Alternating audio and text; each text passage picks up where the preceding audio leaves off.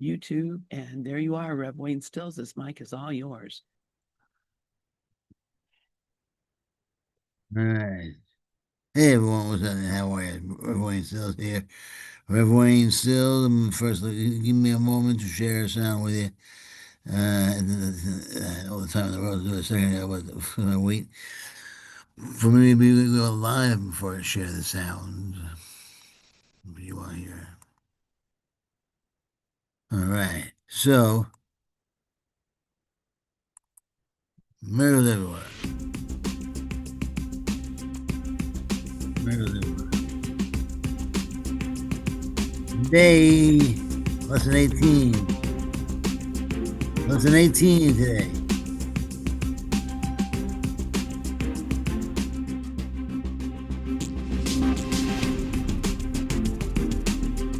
I'm not alone in experiencing the effects of my seeing. I'm not alone in experiencing the effects of my seeing.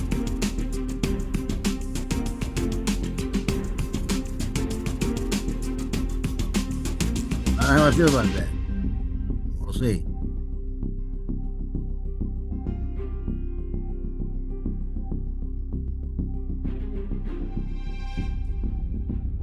Also, we're doing tax also today.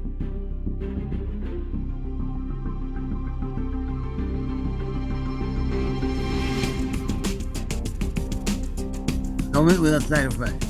Atonement without sacrifice. Atonement, the woman, atonement without sacrifice. Jesus said he was the atonement. Jesus said, I am the atonement. Jesus without sacrifice. Wow. Yeah.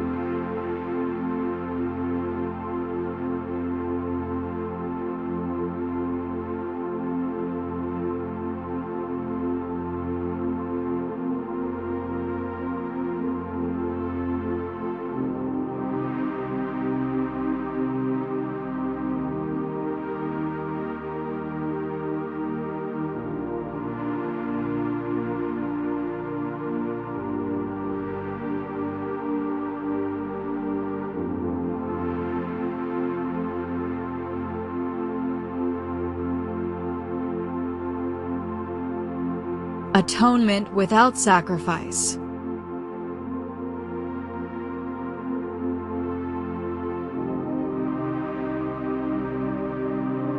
A further point must be perfectly clear before any residual fear still associated with miracles can disappear. The crucifixion did not establish the atonement. The resurrection did. Many sincere Christians have misunderstood this. No one who is free of the belief in scarcity could possibly make this mistake.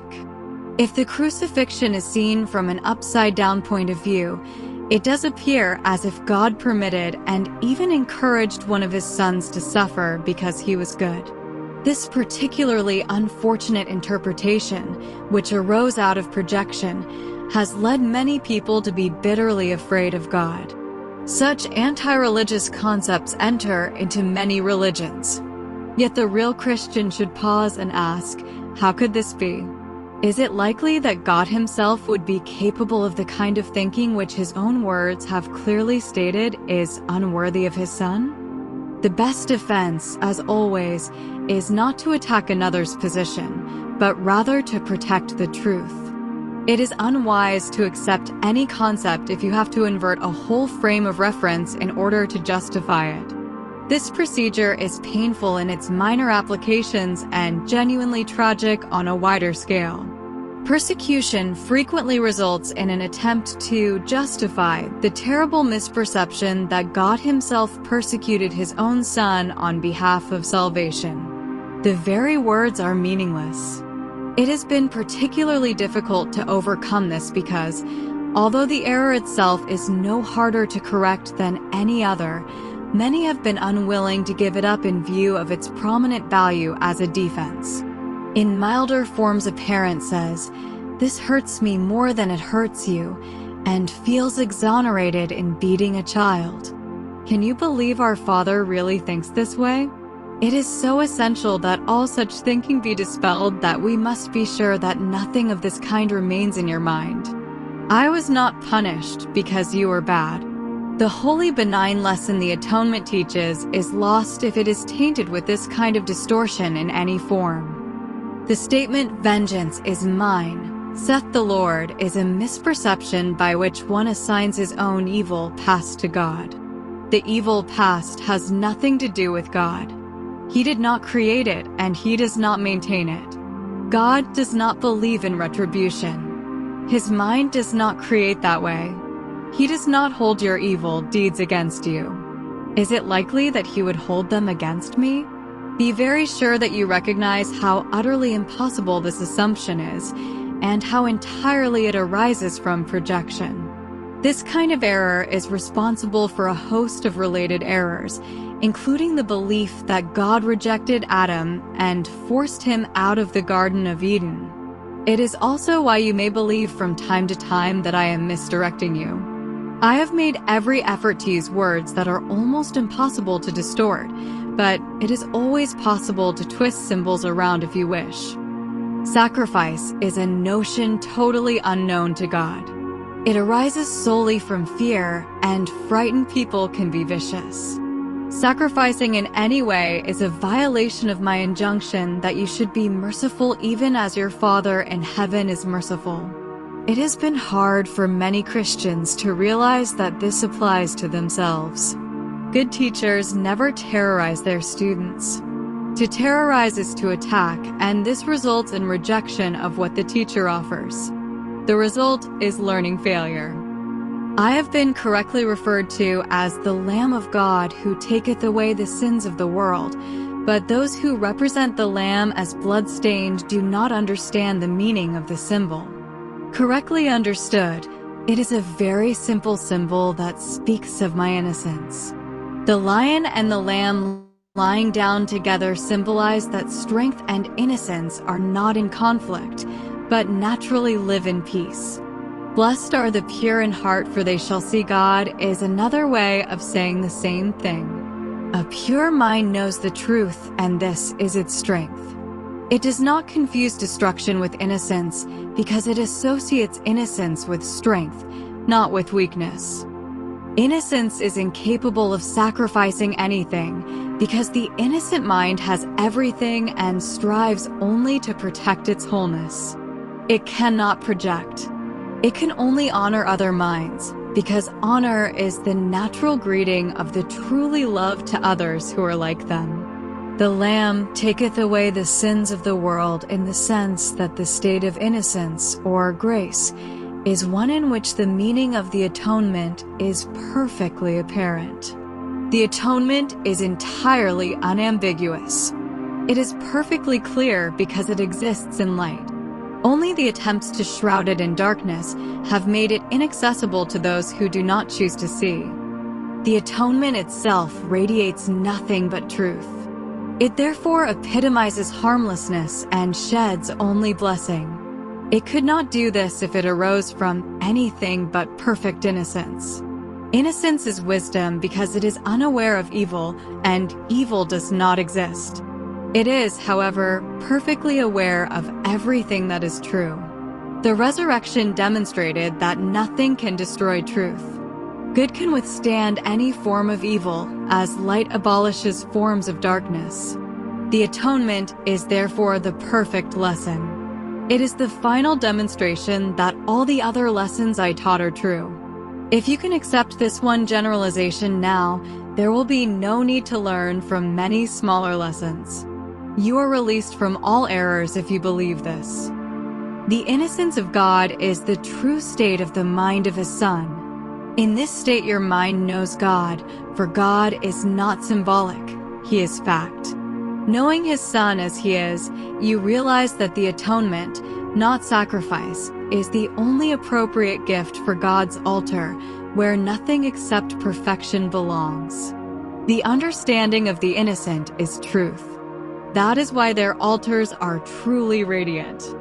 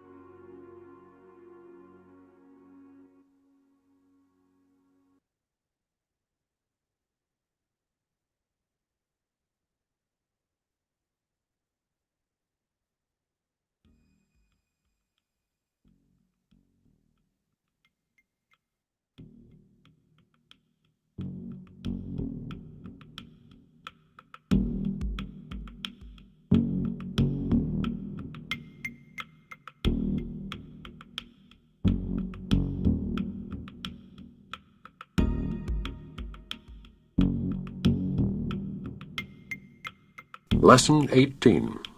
I am not alone in experiencing the effects of my seeing. The idea for today is another step in learning that the thoughts which give rise to what you see are never neutral or unimportant. It also emphasizes the idea that minds are joined, which will be given increasing stress later on. Today's idea does not refer to what you see as much as to how you see it. Therefore, the exercises for today emphasize this aspect of your perception. The 3 or 4 practice periods which are recommended should be done as follows. Look about you, selecting subjects for the application of the idea for today as randomly as possible, and keeping your eyes on each one long enough to say, I am not alone in experiencing the effects of how I see blank. Conclude each practice period by repeating the more general statement, I am not alone in experiencing the effects of my seeing. A minute or so, or even less, will be sufficient for each practice period.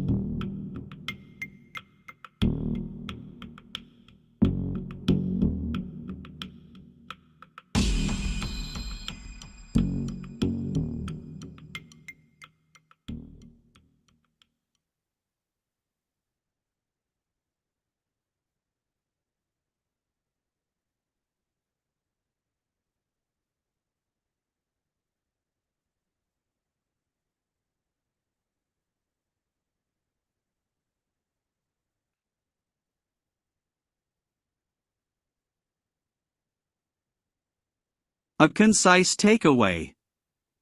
Both texts urge a rethinking of what is counted as real and how we experience the world. They insist that what we think and believe shapes what we see, and that true understanding comes from recognizing innocence in shared mind rather than relying on fear, punishment, or sacrifice. The toward salvation path is not found in external rites or punitive thinking, but in awakening to the idea that we are not separate from one another and that perception is a function of the mind we share. Sacrifice, blame, and retribution are rejected as distortions. Instead, the emphasis is on holiness, nonviolence, and the clarity that comes with recognizing innocence and unity. In short, healing comes from correcting our sense of separation, embracing interconnection, and seeing with a mind that knows truth beyond appearances.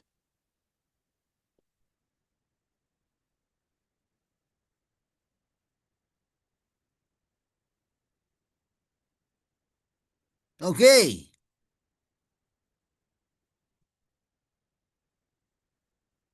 Okay. Mirrors everywhere. Mirrors are everywhere. Just like, isn't that was a learning miracle just now. I always learn a lot every time I play those do the text alongside the corollary uh, lesson. I explore the similarities and how they come together, and you learn a lot. And remember, if you go into every situation that you're with the idea that you're gonna learn something, that's your goal, to learn something about yourself and how you respond to the other people involved in the situation. And again, I urge you to think in terms of other people, not conditions, situations, but the people involved in those conditions and situations, because that's what you're dealing with. People, always people, always people presenting you with your challenges, more than one perhaps.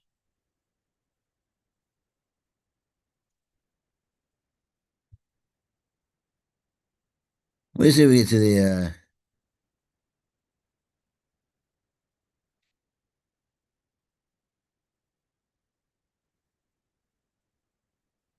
well, I'm debating here whether or not I want to start with the text today. Then I'll probably never get to the lesson. So I'm going to do the lesson. But I might run through it quicker so I can get to the text as well. Uh, some of these lessons are very straightforward. Yeah, especially if you've been here doing the other lessons before these, because they tend to spill into each other. The first 50 especially. The whole idea of the first 50 lessons is to turn your world right from right side up, from upside down to right side up. Turn your world from right side up, from upside down to right side up. And know that it will feel the opposite is happening. It'll feel like the opposite is happening. You will think your world is being turned upside down because you have no idea it's now it's upside down. You don't know that. You think it's right side up. You think it's right side up, but it's not. Right now, your whole world, if you haven't even stepped into your innocence yet, if you haven't stepped into your immortality yet, your non-sacrificial life, Jesus without sacrifice. If you haven't stepped into that yet, then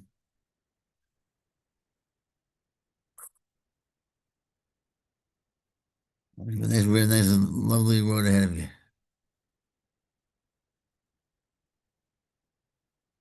And the road's going to be yours to take no matter what. So take it now. So like that song. In the end, everyone bows down before Christ in the end. But you have more joy if you do it now. Those weren't the exact words, obviously. That was what the song, that's the message of this song I fit there. I'll play it at some point. Maybe even today. I don't think so. I'll play it next time. I'll play it tomorrow if I'm allowed. Um, I'll look into it. I probably can because a song put up. It's a song put up by sung by the Vineyard music. Um, anyhow, I'm digressing. I'm digressing. I've digressed. It's not a good idea for me to digress because I can fit where I was very easily. All right, but I have here we're doing the lesson. We're doing the lesson of the day, lesson 18, which means it's January 18th. Yeah, that's what 18 means. The 18th day of the year. This is 18 F365. 18 F365. So let's get to it. All right, so welcome everyone who's watching the streaming, and everyone who's on the radio. This is ACIM Gather, ACIM Gather.us.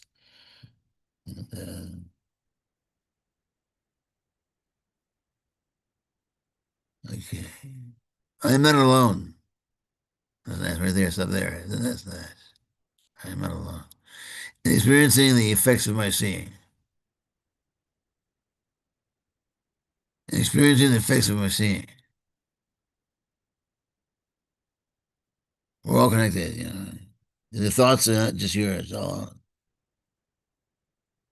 I mean, Lena said a couple of times that when right before I called to say I wanted to do the lessons, she was thinking to herself, wouldn't it be cool if somebody did their lessons?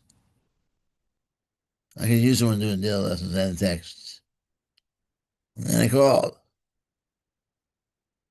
So I picked them up with some of her thoughts. No big deal, I just sort of did it. It's not like it's a big deal, it's not supernatural lightning and thunder. No, just letting me were connected on that level. It's cool.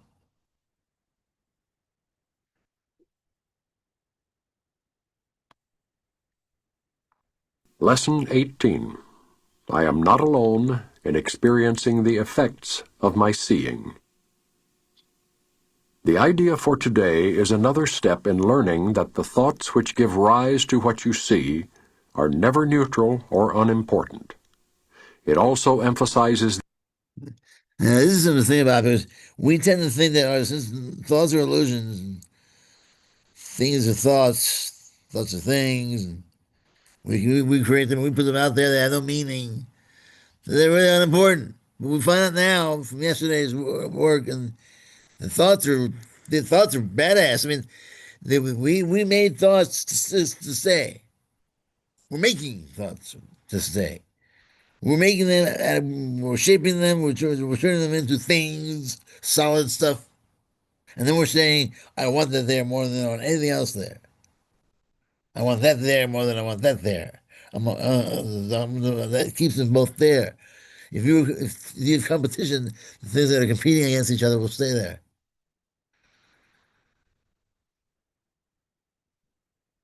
It guarantees that some people want that, and some people want A, some people will want A, and some people will want B.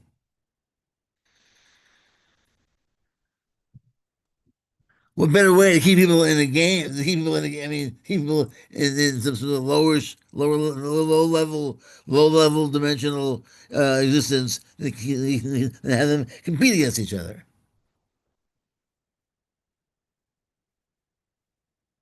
We did that to ourselves unconsciously. No one's doing it to us. It's not like it's being done to us we're doing it to ourselves. We naturally did it to ourselves.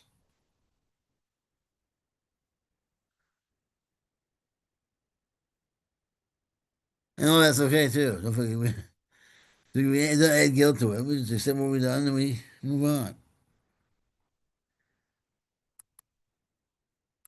The idea that minds are joined, which will be given increasing stress later on.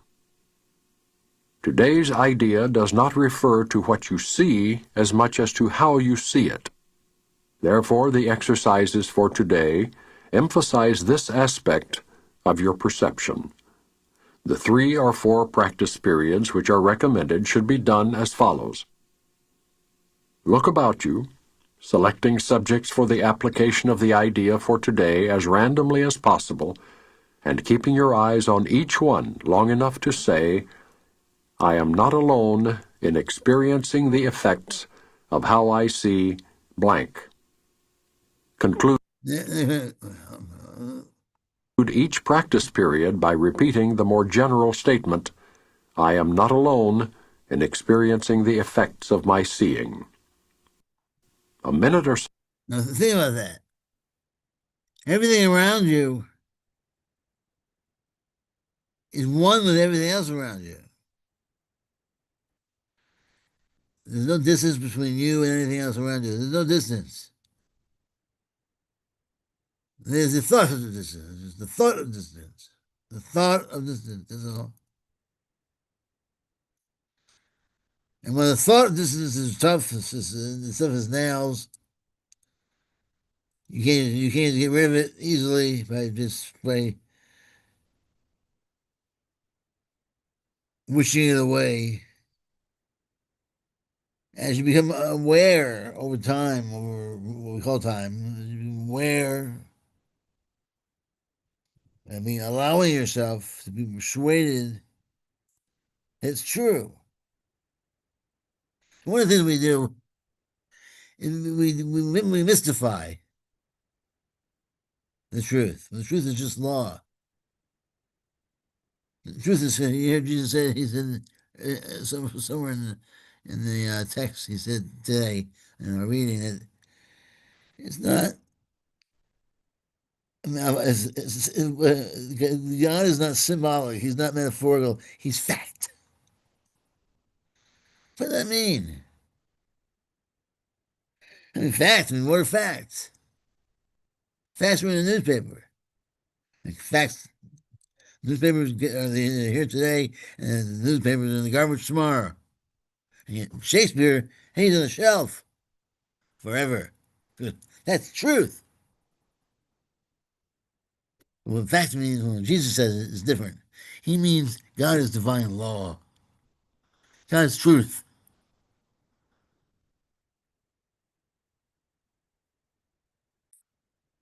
And God doesn't contradict himself.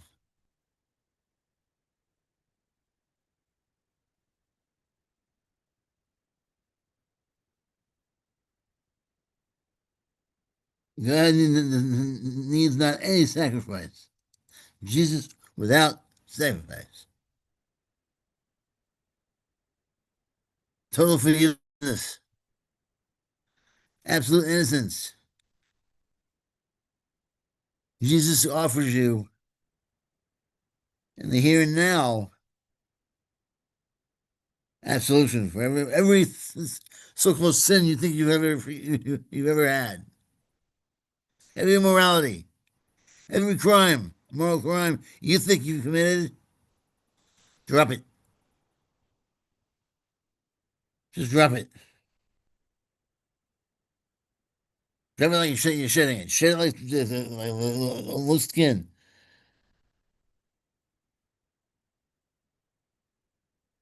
I just was reading today how Paul says in the Bible how when Christ is in you, you're alive in the spirit, but dead, your body's dead.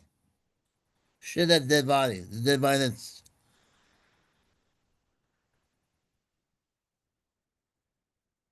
don't know who you are. When you deal with the divine law of God, it just sits there. God just sits there, being who He is. He's absolutely, if God says you're wrong, how can you be right? 2 + 2 = 4. This truth just sits there, being right. It's fact. It's a fact of reality, capital R. Every single thing you do has a fact running through it, has facts running through it, has the fact of reality, has reality with a capital R running through it. And that's perfection, abundance, prosperity, yes, prosperity, in the sense of live long and prosper. thriving. Not in a sense of competition and victory over other people,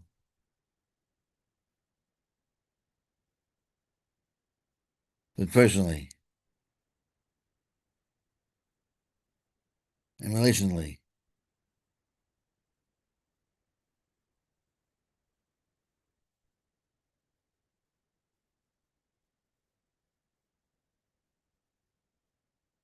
So, or even less, will be sufficient for each practice period.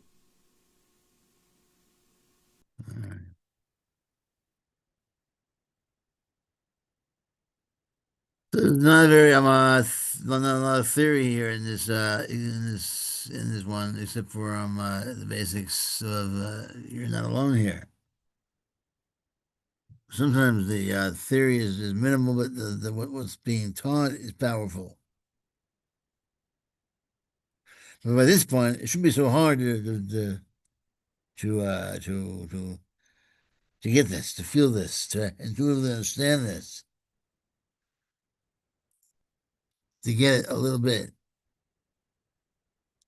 to realize it. If everyone's one, then your thoughts should be able to be perceived across town. There's some people I love. I can't pick up the phone and tell them. It wouldn't be right. It wouldn't be right. It'd be strange and weird.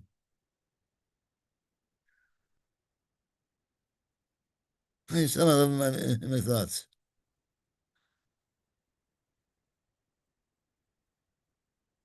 I mean, like, I'm in love with them, right? I haven't spoken to them in a long time, and I think of them, and I want to send them love. If I call them up out of nowhere, and haven't spoken to them in years, I call them and say, I love you, and I miss you, and I hope the best for you. You know, that's a Facebook sort of thing.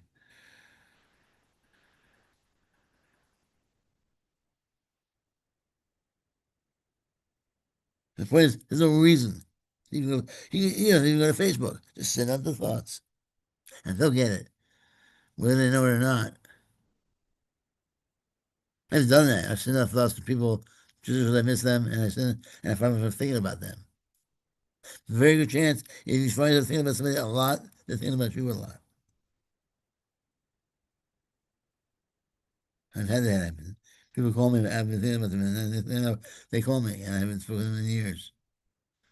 We're all connected. We are all one. There's no private thoughts.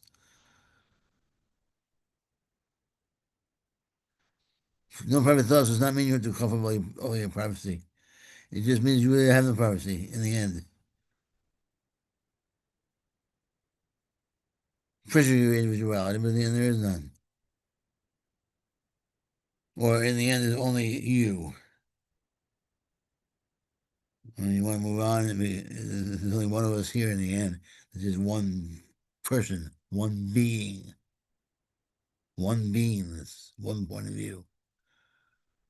And one point of view is ours, our one point of view, our oneness.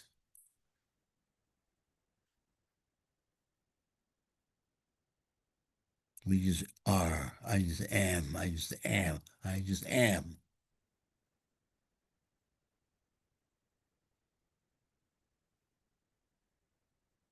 I am everywhere, which means I basically am nothing, empty, but absolutely full at the same time because there's nothing to be, there is nothing anywhere and everywhere, which leads you everywhere at the same time.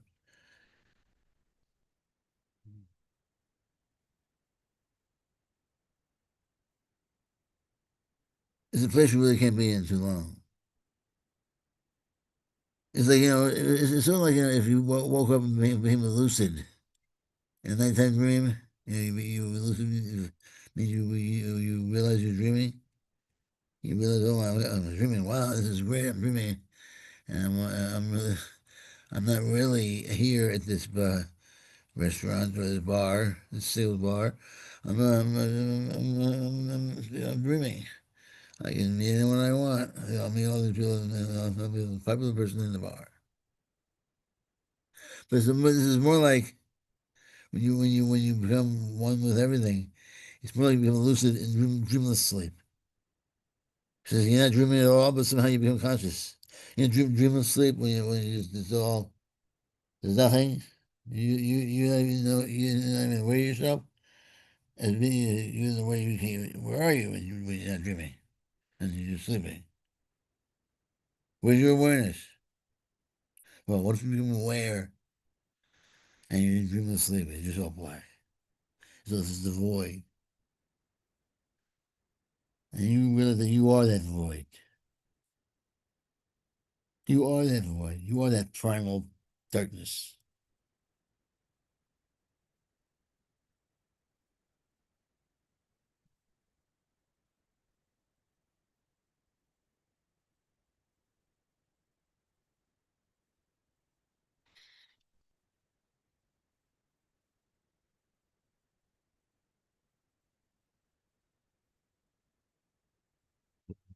Let's go to the text. Let's go to the videotape. The Warner Wolf in New York City, who's that? Oh, let's go to the videotape. He's a sportscaster.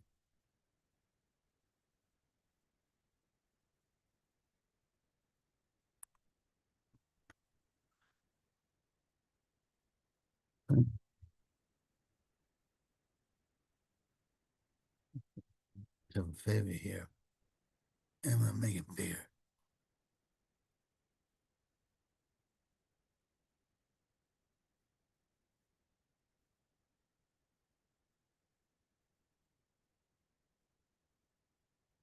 Nice. Okay. Atonement without sacrifice. Atonement Jesus without sacrifice. Jesus Christ without sacrifice.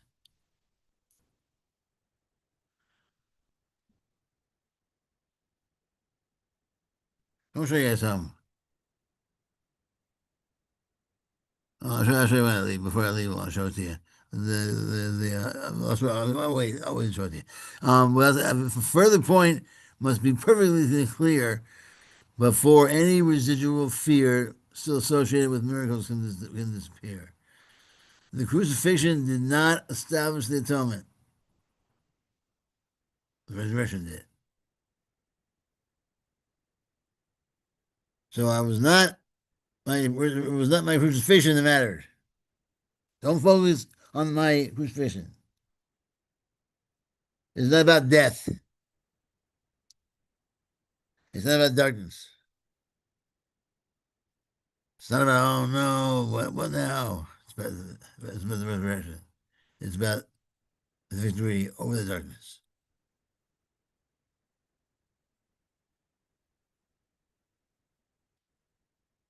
It's about victory over those who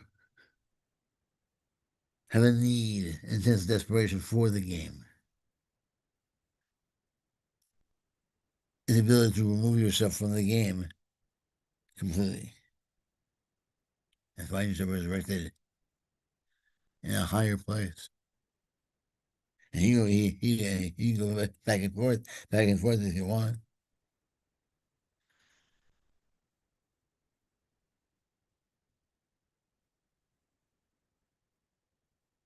The crucifixion did not establish the atonement, the resurrection did. Many sincere Christians have misunderstood this. No one who's free of the belief in scarcity can possibly make this mistake.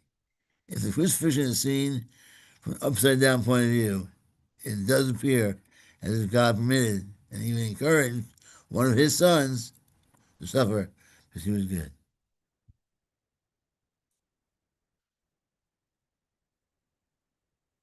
This particular unfortunate interpretation, which arose out of projection, has led many people to be bitterly afraid of God.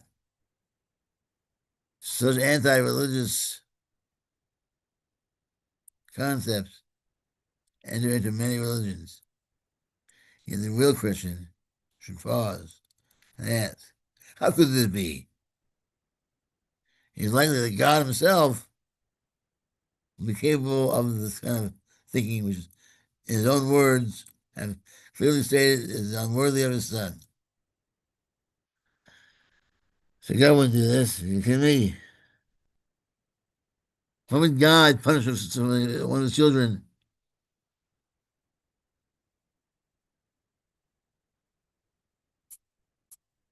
Why would God come here? And if it was God who came in the flesh, let's just imagine that was the case. Why would he set that kind of example?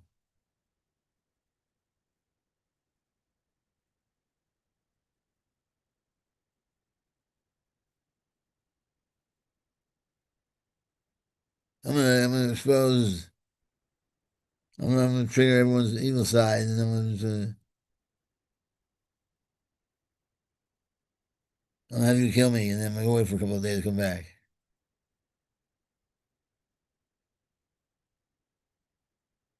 And that was the beneficial way of looking at it. But why would he stop at the crucifixion and leave you with a crucifixion mentality? Why would he suffer and be in pain and take your sins away from you and go into hell and be tortured and be actually taken away from God as the Christians teach? Be separated from God fully and fully drowned in the sins of man. Spend 3 days in hell. Find ways, raised from the dead.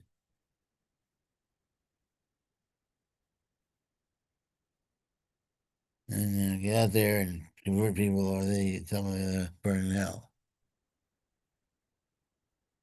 And that's how they interpret it. Variations of that.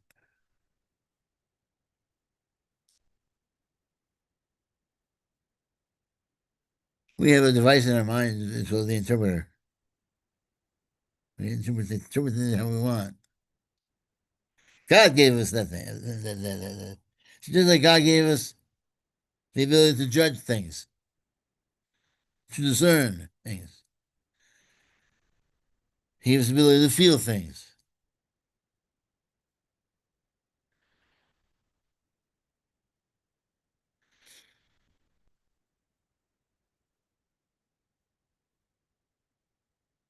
God would not punish.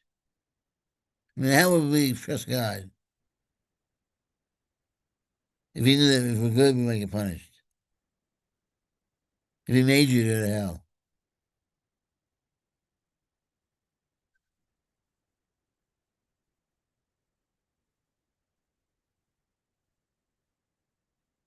The best defense, as always, is not to attack another's position, but rather to protect the truth.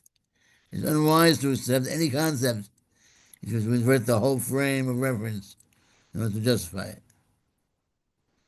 The procedure is painful in its minor applications and genuinely tragic on a wider scale. Persecution frequently results in an attempt to justify the terrible that God himself persecuted his own son on behalf of salvation. The very words are meaningless. And he means that literally. Those words are meaningless. You might well be saying, because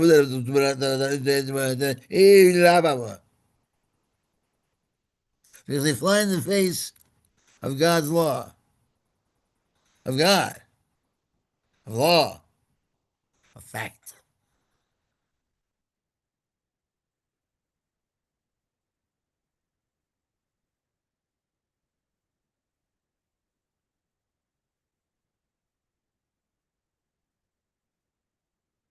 And it's been particularly difficult to overcome this, because although the error itself is no harder to correct than any other, many have been unwilling to give it up in view of its prominent value as a defense. In milder form, his parent says, "This hurts me more than it hurts you." and feels exonerated in beating a child. Can you believe our Father really thinks this way?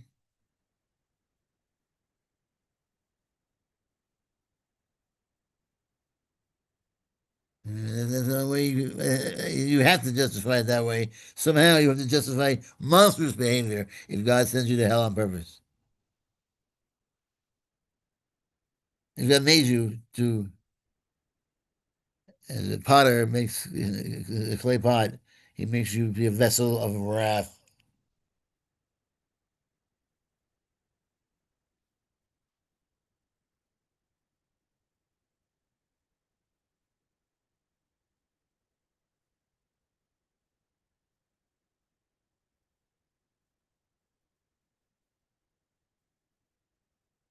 It's so essential and all such thinking be dispelled that we must be sure that nothing of the kind remains in your mind. I was not punished because you were bad. A holy benign lesson of the atonement teaches is lost. The holy benign lesson the atonement teaches is lost if it is tainted with this kind of distortion in any form. Drop it. He was not punished because anyone was bad. He was not punished. Death is not a punishment. We made death in order to think. We made it as a punishment, but it's not really there. We didn't really do anything.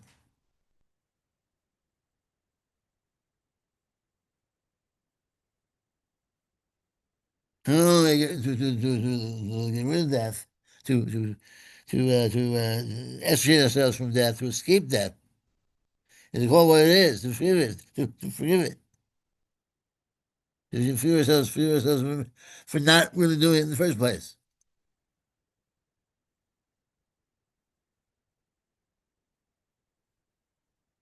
Death is not a punishment.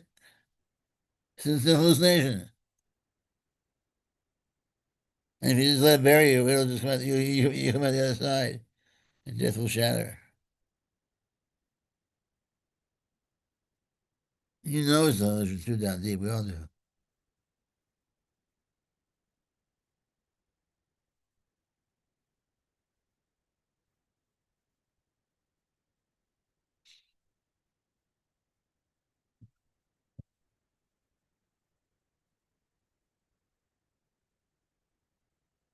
All right. Let's call it quits now, I think. Just about 5 minutes left. Um, Miracles everywhere. That was today's text. Most of it, at least. Some of it.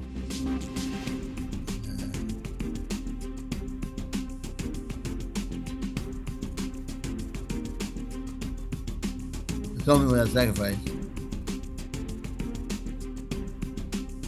Atonement without sacrifice.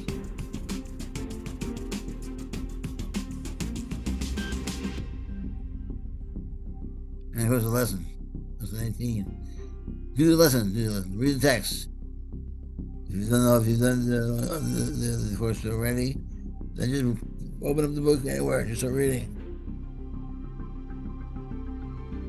Put your name in there. Personalize it. Take a big chunk of it out. Put it into AI. Say, first person, please. And bada bing, 10 seconds. Whole thing is first person.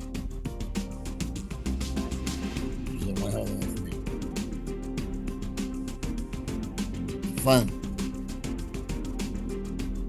It's working when you're having fun. When you're laughing with it.